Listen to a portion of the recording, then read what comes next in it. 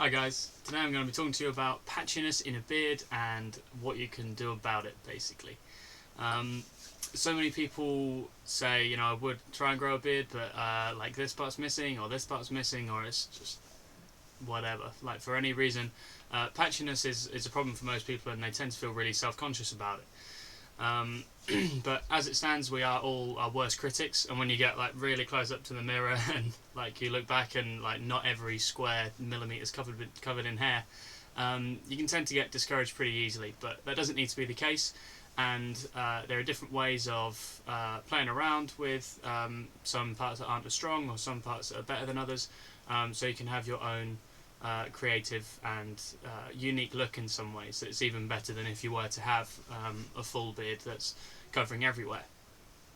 So one of the ways that I would think about approaching patchiness is the very first thing you do is have to give it time to grow, because if you're giving it some time, then there's a chance that the hairs will start to lay over each other and cover up the patchy part, and people who are realistically away from you in normal life, like a few feet away, they're not going to be looking firstly to be picking out the bad parts of your beard. They're just going to be looking at you.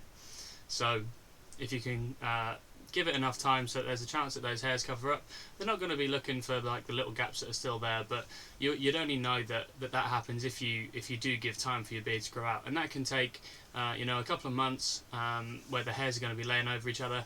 Certainly where I am now, this is about around a month's typical growth for me, and they're not really laying over each other. You can still see right through my cheeks,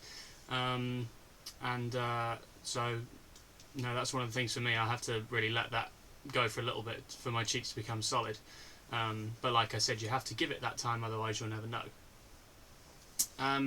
One of the other things I like to do is to grow a little bit past the length that I want to, and then trim it back, either using a guard on a trimmer, or using scissors. You'll just want a little pair of ones like these. There are some grooming scissors out there, but if you've only just started, I wouldn't recommend investing too much money into them. Just get a little pair and have a look at some videos that will just show you how to take away the edges. And that's I'd recommend doing that because basically when you grow past the length and then take everything back a little bit to how you want it, it looks fuller than if you were to grow to that length from nothing. And that's because not all hairs grow at the same rates, especially in the weaker parts, the thinner parts. Like they don't all come through at the same speed. So you have to let it grow a little bit past what you want, then take it back, and you're going to have that fuller look, which is what I coincidentally was doing for quite a long time with mine. Okay, and the other thing as well, like if you're getting to the point you're just thinking there is no way that these parts are going to cover up, then you can look at different styles that you can wear of your beard. It doesn't need to be a full beard, and people get carried away with that a lot because they're usually the ones that we see on the internet and in celebrities that have good beards. They're always really big and full.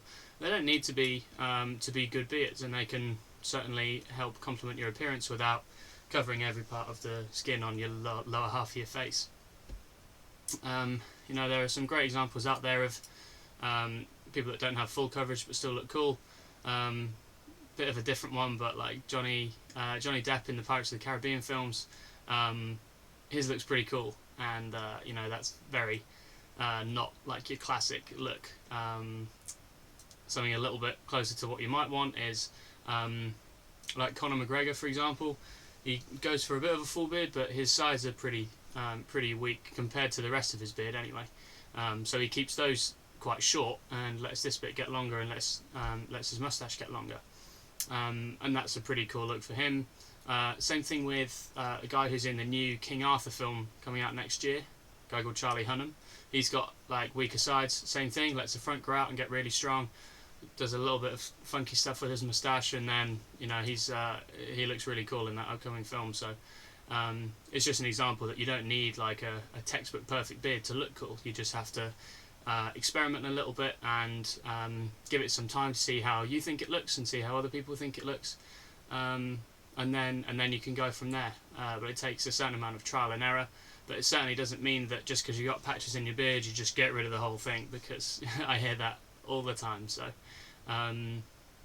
stick with it and see what you can do. Try those few things that I've mentioned, and see what you think. So thanks for watching, and I'll see you next time. Bye.